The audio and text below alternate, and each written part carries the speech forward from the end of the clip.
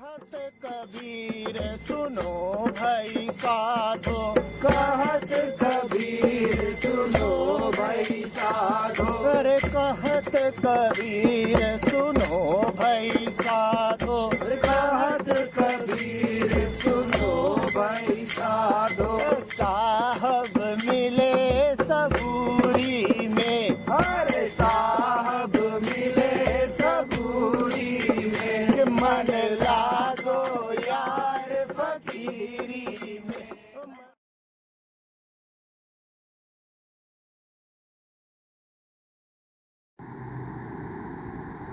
It's love. I've called it 21 blinks.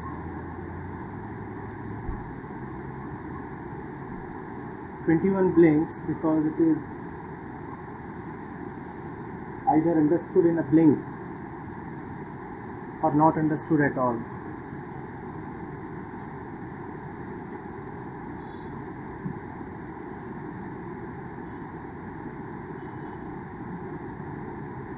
The hope, rather the realization, is that it is already understood.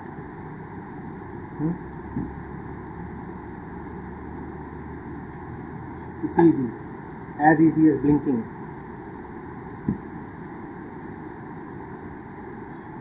There is nobody here right now,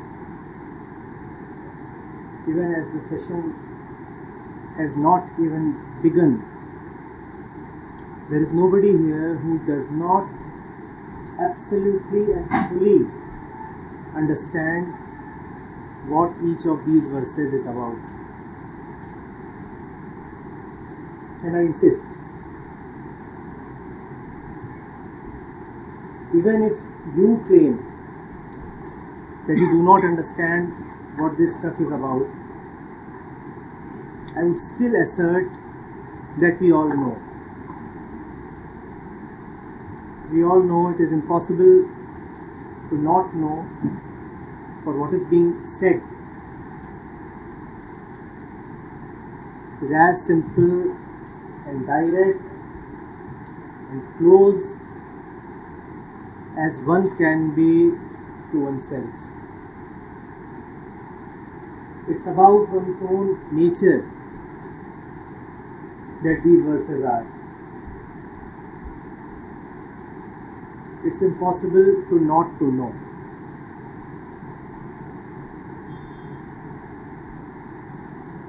To fully know, one must begin from a point of knowing.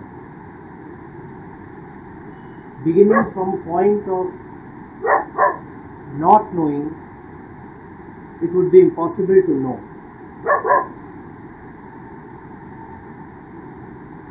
Now that everything is already clear, now that the evening is perfect, now that all is all right,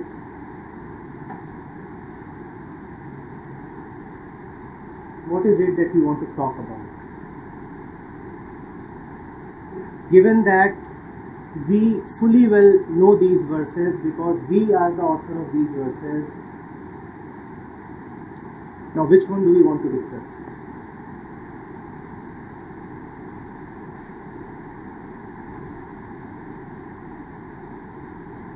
We are not here to comprehend them.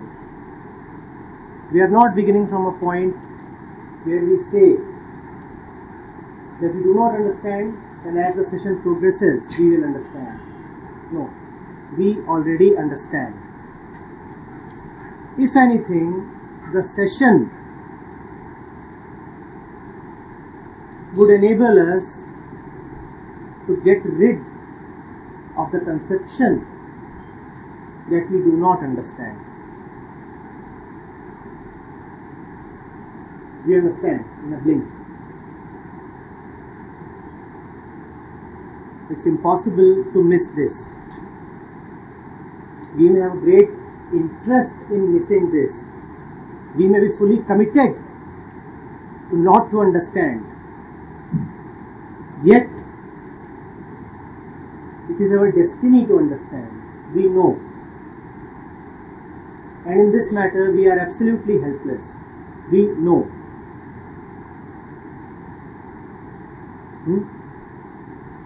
Now, having fully known all that is there to know, which one do you want to take up?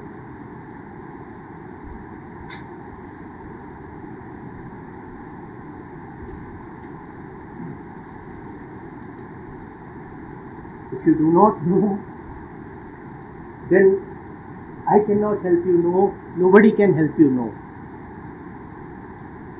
You will just acknowledge that you know. You will not come to know. You will just acknowledge that you already know.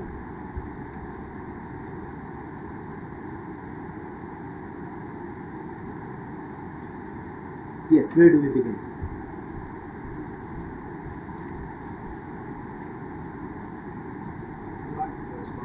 The first one?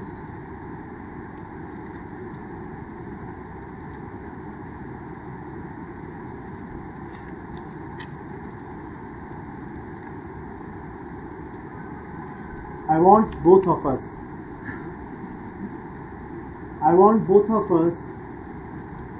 to start talking about this great love as if you, I, and the sun were all married and living in a tiny room,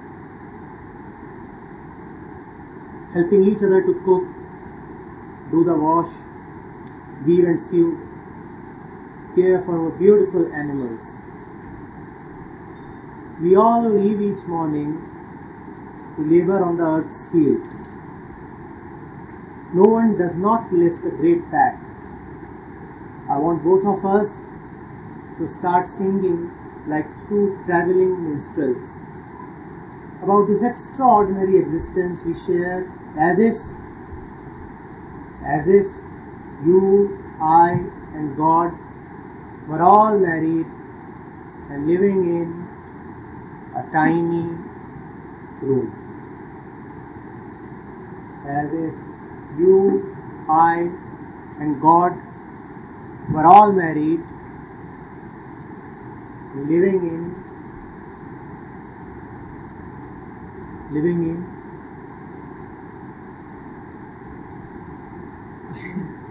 a tiny room.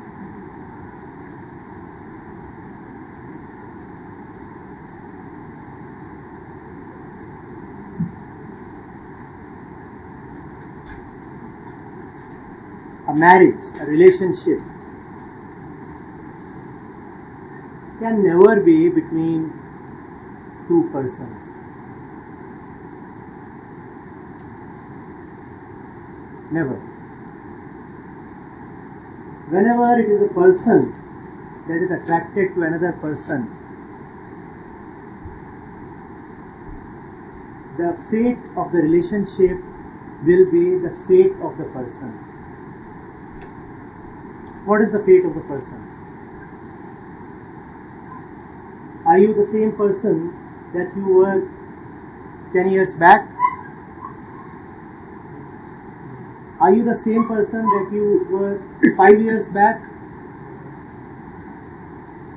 Are you the same person you were 2 years back? Are you the same person you were a year back? Are you the same person you were even a moment back? If the relationship is person to person, then the relationship will die the death of the person, for the person is dying every moment. The person is so ephemeral, so transitory, so fickle, he doesn't last. A person is the moods, a person is the tendencies, a person is the fleeting thoughts and emotions.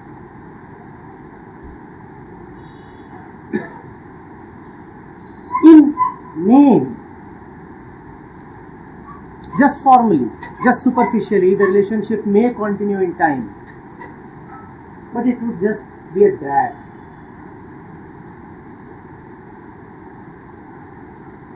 If the person if the mind gets attracted to something,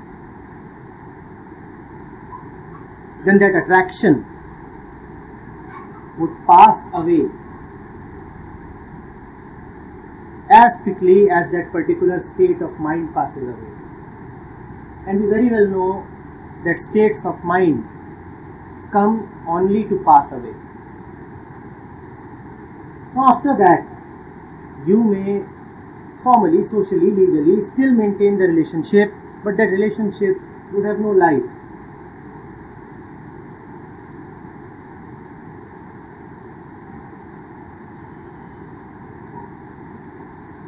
Why does one get attracted to the other?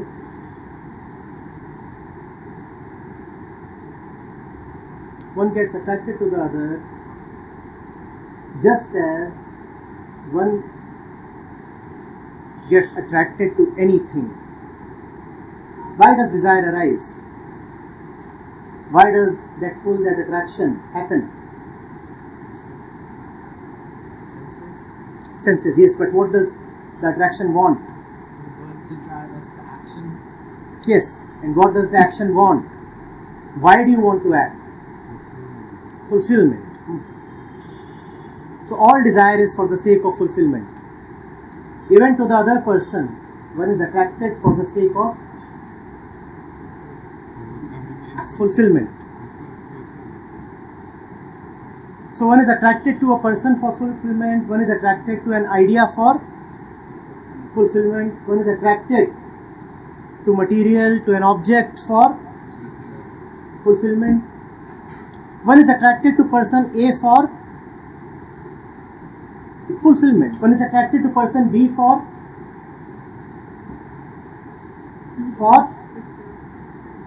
one is attracted to person C for, even I don't know. If you don't know, how do I know?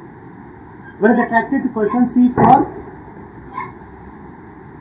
fulfillment. Every time it appears to be a new fulfillment, so let's admit it, right? Now B is gone and C is there, and C appears new, and the hope, the promise is new. So with renewed vigor every time you should chant fulfillment. And then you are attracted to person D for? Yes, fulfillment. And then you are attracted to person E for? It's a new shop. It's a new promise. Yes, you are attracted to person E for fulfillment. So what are we actually attracted towards? The person or fulfillment? What are we actually attracted towards? Fulfillment. Please notice this. Superficially it appears that we like the person. But actually what do we like? What do we like? Behind every desire is the desire to be fulfilled. The need to reach completion. Persons keep coming and going. The need remains the same.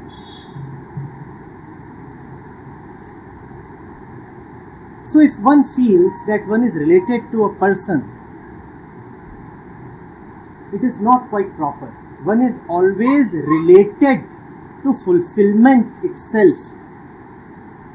And that demand for fulfillment expresses itself in the attraction towards a person, an object, anything.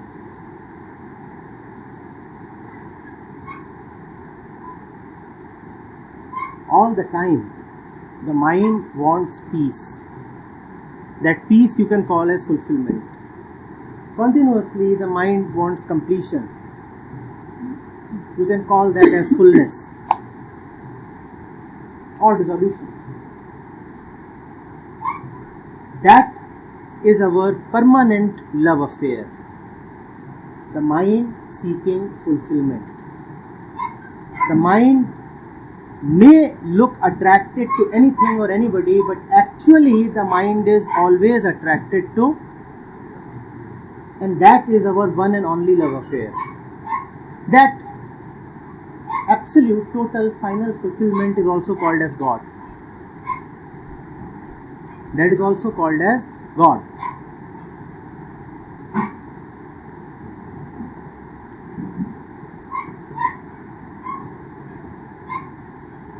only relationship that one can hence truthfully have is the direct relationship with fulfillment or God.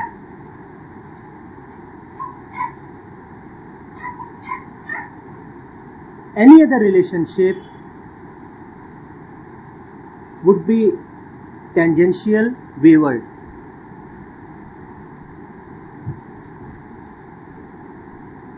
You said that again, sorry. The only real relationship one can have is the relationship with peace and fulfillment itself. Because that is what you want.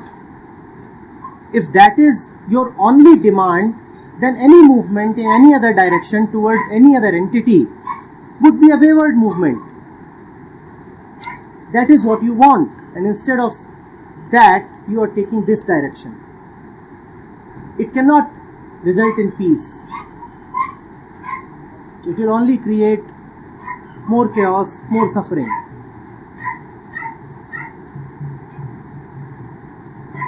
What does that mean? Does that mean that as a person, there is no possibility of having a relationship with another person? If the only right, proper and truthful relationship can be with peace, with fulfillment, does that mean that there is no possibility of having a relationship with a physical person? No, obviously not. Not directly. What if there is a person who helps you move towards your own center? What if there is a person who is moving towards his own center? And remember that fulfillment, the center, is a common center for all.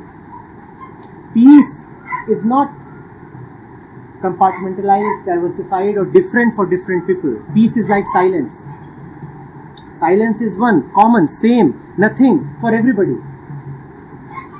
Hence this center, this fulfillment towards which the mind wants to move is not special, unique or different. As persons we are all different, but our final desire is not at all different. It's a desire to be emptied. Different rooms may be filled with different stuff, but once empty, the empty space everywhere is the same. That emptiness, that lightness is our common desire.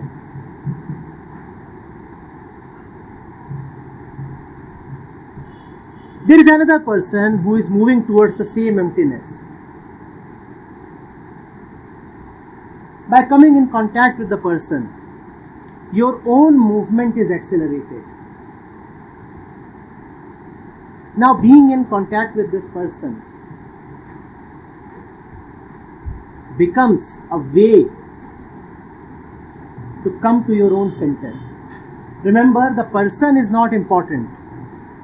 Your center, your fulfillment is important. You're still moving towards that direction where you must reach your own center. But this person is helping you reach there. Your relationship with that person is not direct, not primary. Your primary relationship is with the center, the peace, the fulfillment, God. That is the first relationship. But this person is helping accelerate or catalyze that relationship.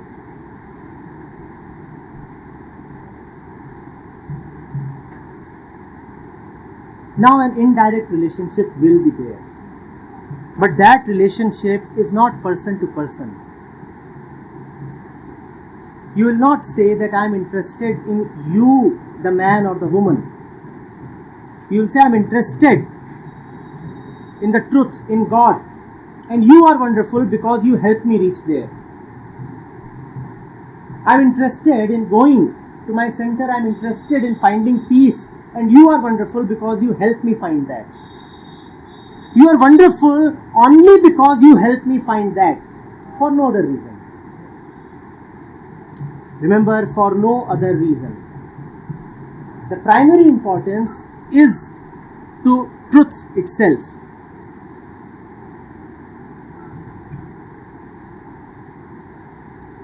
I had said that our center is a common center.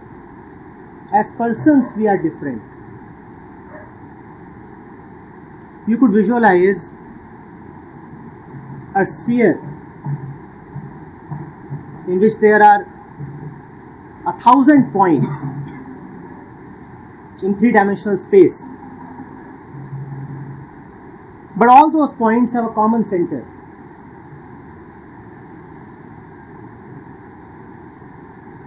As one point moves towards the center and another point moves towards the center, what happens to the distance between these 2 points? What happens? It reduces, right? If you can't visualize a sphere, visualize a circle. And there are 2 points on the circumference. If they both start moving towards the center, and remember that the center is a shared common center, there are no personal centers. If both of them start moving towards the shared center, what will happen to the distance between these 2 points? Reduced, right? And when they reach the center, they'll find that they've also reached each other. And that is the only way for 2 persons to really meet each other, to be really unified with each other. You can never be directly unified with each other. 2 persons can be unified with each other only if they are first unified with God.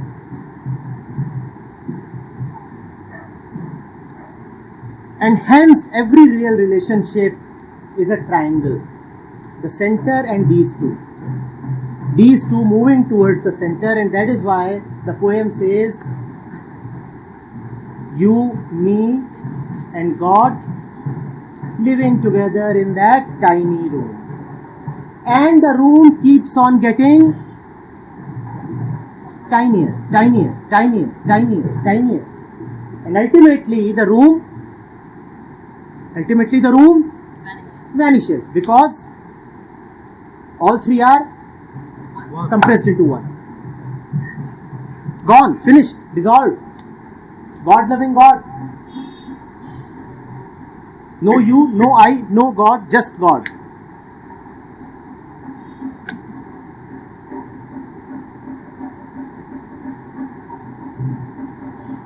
And that is the test of a worthy friend, of a worthy partner. The only applicable test, if you are with someone, just check this single thing and you will come to know everything about your relationship. Is that person attracting you towards himself, or is that person guiding you towards the truth?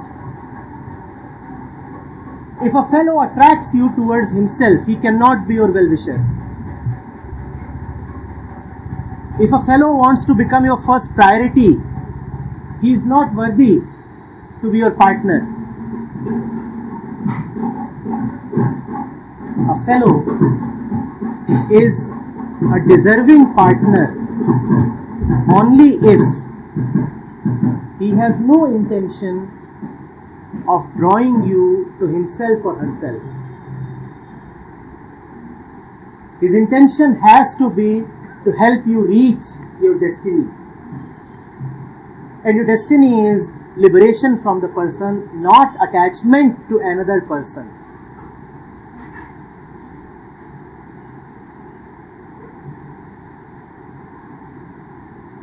Your lover is the one, must be the one who helps you reach your heart.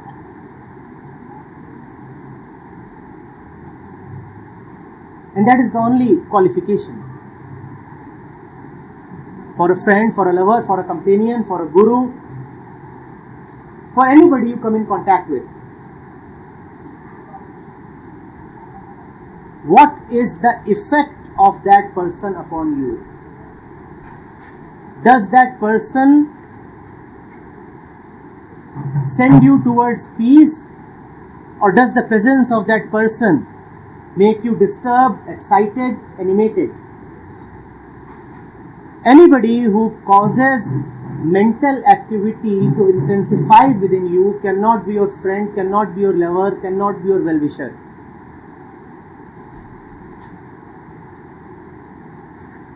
The real lover will say, do not come towards me, go there. That is your destiny. He won't be putting his self-interest ahead of you. He will say, go towards the truth. I am unimportant, I am secondary. And he will value it when you go towards the truth, because he values it when he goes towards the truth. Remember that the 2 points are both traveling towards the center. Both of them value the truth equally. Only the person who values his own fulfillment, his own peace, will value your fulfillment and your peace. Otherwise, if the fellow values excitement and pleasure and happiness and laughter, he will only use you as an instrument to get pleasure, happiness, laughter. And that is exploitation of the worst kind.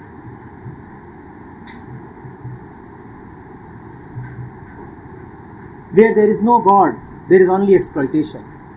You will be used as a body, you will be used as a resource, you will be used as a pleasing material.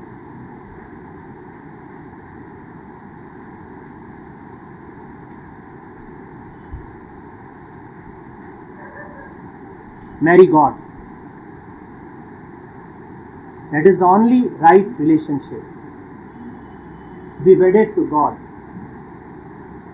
Be fully committed to the truth. Have an absolute respect for fulfillment.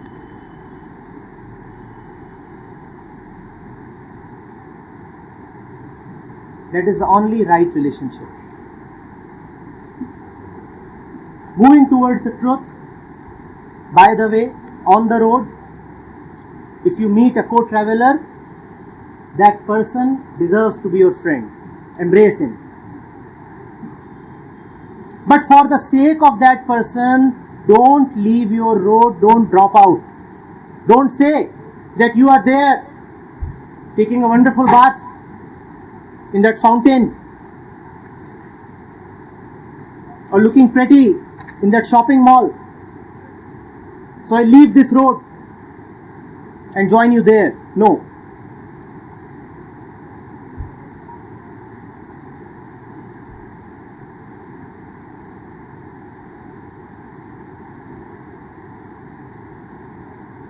Your real lover, your real partner will enable you to not to seek a partner. He will not cause you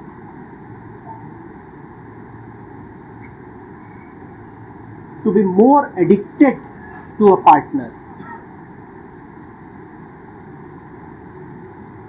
He knows that at the center there are no two. There is only one, and hence aloneness is the destiny. He values his own aloneness, and he would value your aloneness as well. He would want to first of all liberate you from himself. He would not like it if you are dependent on him or attached to him.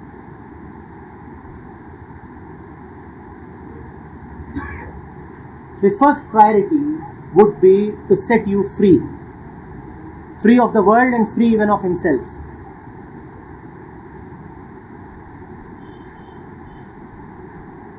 when you are free of everything, when you are free of the world, when you are free of yourself,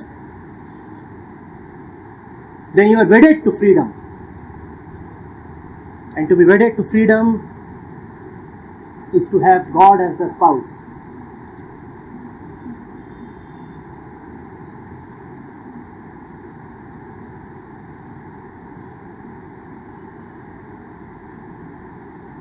God is the only rightful partner.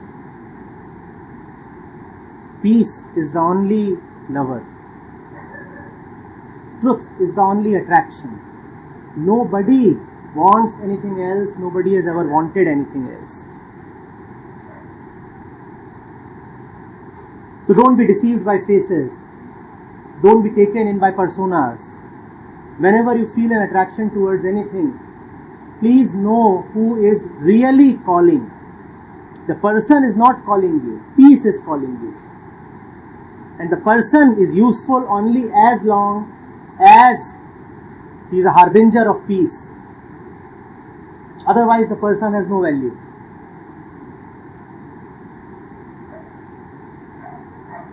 The person carries no intrinsic importance in himself. The importance of a person in your life is only as much as he enables you to find your real nature. Which also means that there can be no other rightful intention in relationship. Any and every relationship, if it's a genuine relationship, will have to be a relationship that enables you to be yourself. Which means that if there is a relationship in which you have to act fake, you have to pretend, you have to wear a mask, then that relationship is not for you. Kindly get rid of it. Which also means that if there is a relationship in which the other, the friend, the partner, the lover, the associate makes you feel more like a person, then that relationship is not for you. Kindly drop it. If somebody causes turbulence in your mind, excitation of any kind, pleasure is a great excitation, it's a great disturbance. If somebody becomes a source of pleasure for you, or somebody uses you as a source of pleasure for himself or herself, kindly avoid. It's titillation, it's disturbance, it's agitation. You're going away from the center, from peace.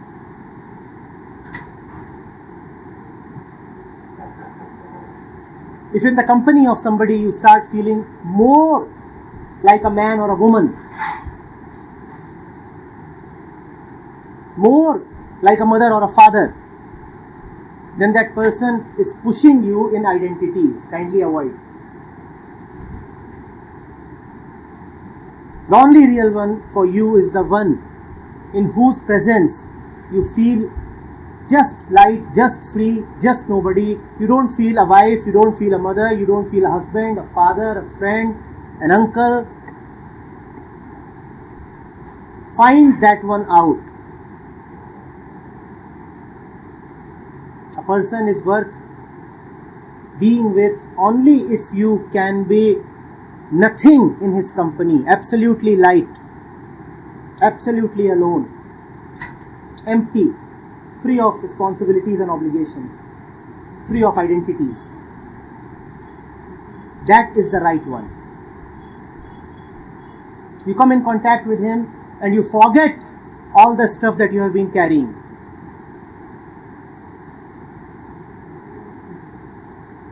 You come in contact with him and all your stories lapse for a while.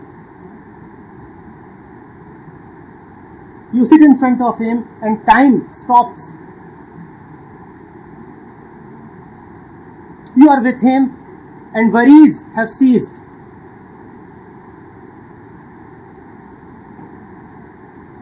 You are with him and then there is no universe.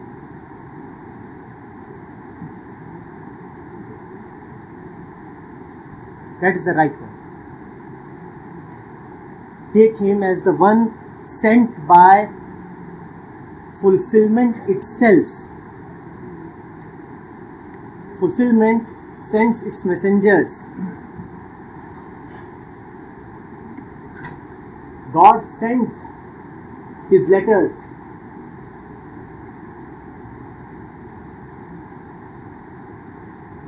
The ones carrying the letters are called avatars, prophets, and they are not so rare, not so few.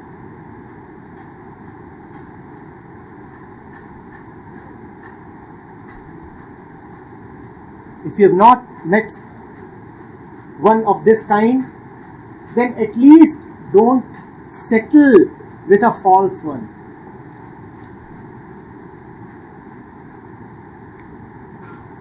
The more commitment you show to the truth by not settling for the false, the more you enable the truth to manifest in front of you. We all keep saying that why does truth elude us? Why is the real not present in front of us? Why is God so evasive? How can the truth express itself in front of you when you are settled with, reconciled with, happy with the false? How can your real husband or real wife show up when you are so tied to a false one?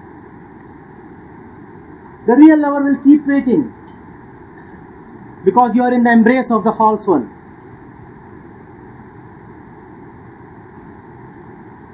It is beyond you to go and determine the real one, but at least do not be attached to the false one. That is the minimum one can do. That is one's only responsibility towards himself.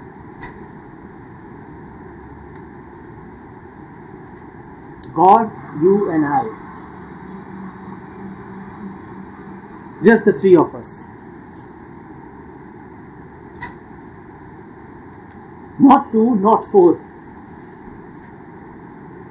And remember that if it is not three, that does not mean it would be two. If it is not three, it would be a crowd. Because if it is not three, then the person that you are attached to would not be one. He would be a crowd. And you too would be a crowd. So it would be some kind of a gang affair. One community meeting another community. It appears as if a man is meeting a woman. But what is the fact? The man is not one. The man is a collective result of the various thousands of influences upon him. That is what the man is. A collage, a crowd. And so is the woman. So when the man sits next to the woman, it is a crowd sitting next to a crowd. Funny date, isn't it? A crowd dating another crowd. Sometimes one fellow from the crowd speaks up, sometimes another one speaks up, and do not even know who is talking. From the man's mouth, the father is talking. From the woman's mouth, the aunt is talking. And suddenly the mother takes over. And now the mother is talking. And now the TV express is talking. Now the Prime Minister is talking. Now the Pope is talking. Now the childhood friend is talking. So N here, M there, N into M possibilities of interactions. You do not know who is talking to whom. So it's either three, God, you and I, or a crowd. You don't want to be making love in front of a crowd, do you?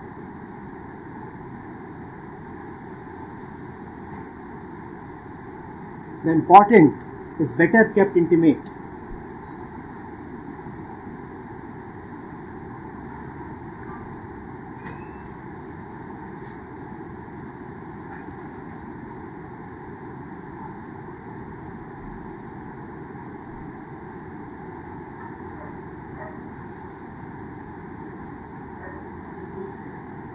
A small room, so that the crowd finds no space. A tiny room. The bigger your house is, it should be obvious to you that it has the capacity to accommodate a crowd. Why else do you need a big house? If it's just for the two of you and God, then a tiny one would suffice.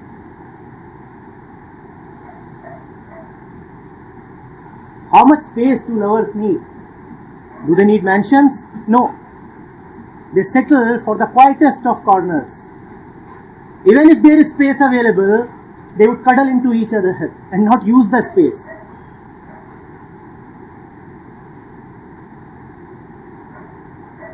Put them on two adjacent beds. Lot of space. How much do they take? 10%. The remaining space is willingly given up. A tiny. Do not ask for too much. By asking for too much, you are allowing too much to interfere in your lives. Yours would then just be a social relationship, and that is too much. Don't ask for too much.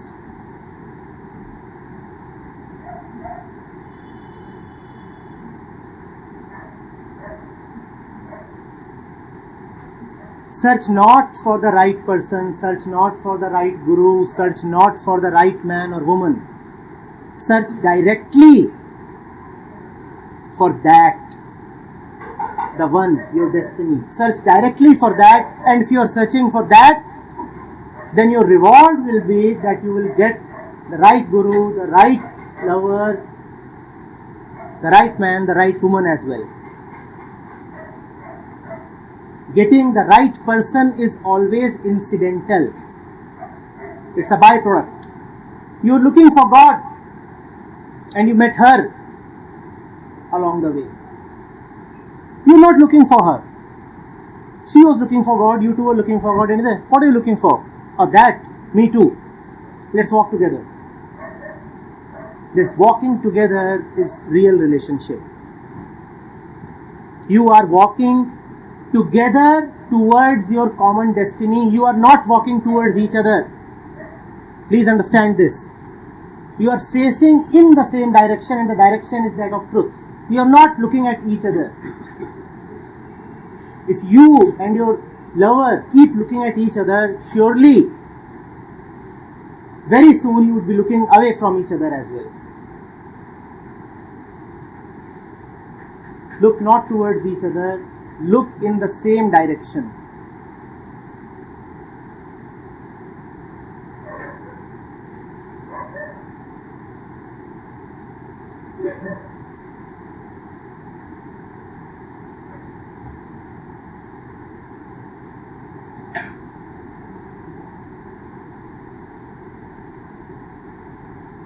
A tiny room, a few animals, not as pets but as friends.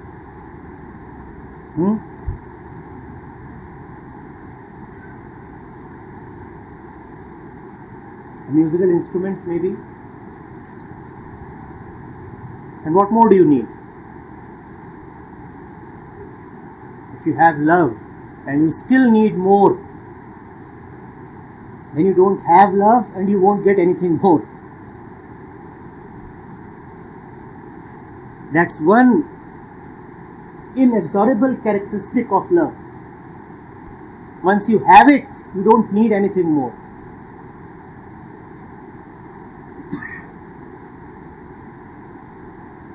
Which, as a corollary, means that if you are needing a lot in life, if you are ambitious, if you are driven, if you have goals, if you want to make it big, it proves that there is no love in your life. And it is the absence of love that you are trying to compensate by making it big in life.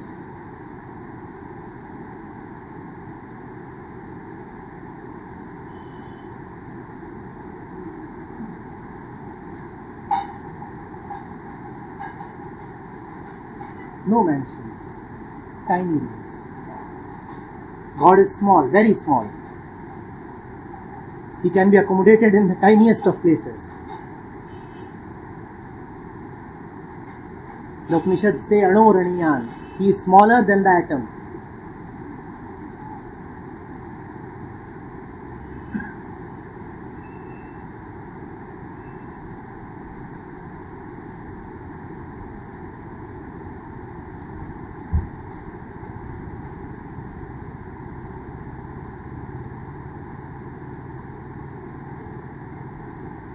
So small. Teeny weeny God.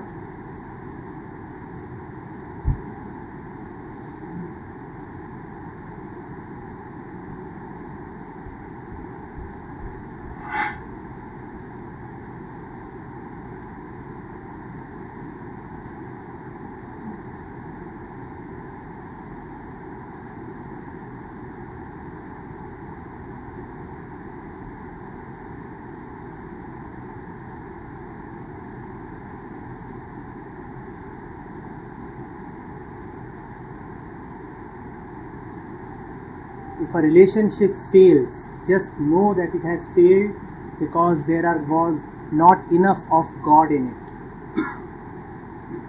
There is no other reason why a relationship would fail.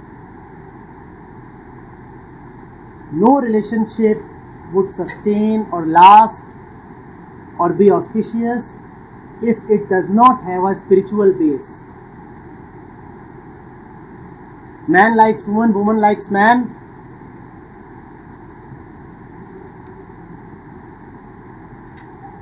Same cycle, more suffering.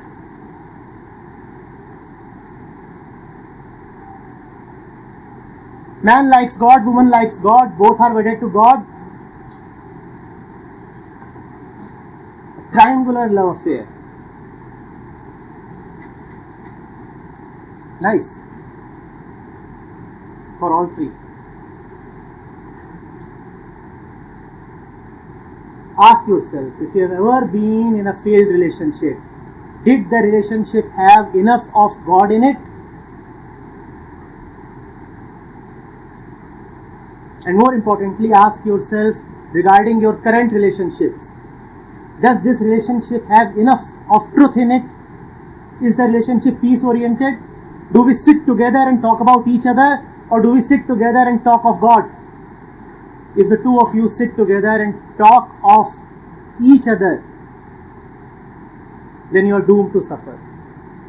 The relationship succeeds only if the two of you sit together, look in the same direction, and talk about that infinite horizon.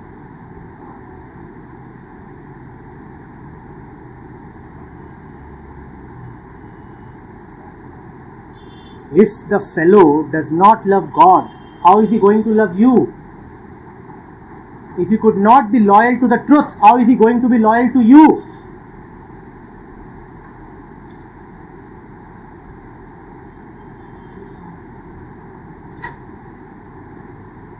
Don't expect the impossible. The one who could not belong to his own father cannot belong to you. The one who is such an idiot that he does not know his real nature, how will he ever know you? He will only cause you exploitation.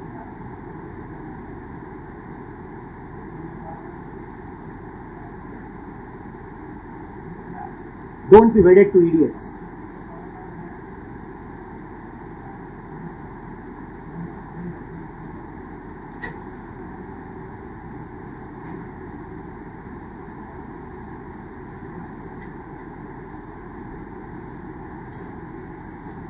If he is committed to the truth, only then he will be committed to you. Ask this, is that fellow committed to the truth, or is something else his priority? If he has miscellaneous priorities, for your own sake and for his sake, avoid him.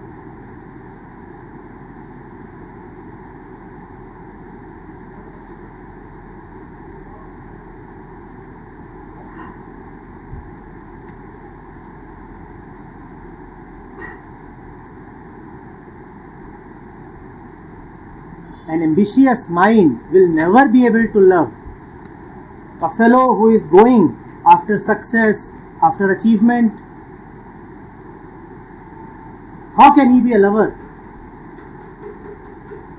If you come in contact with someone for whom ambition and achievement are very important,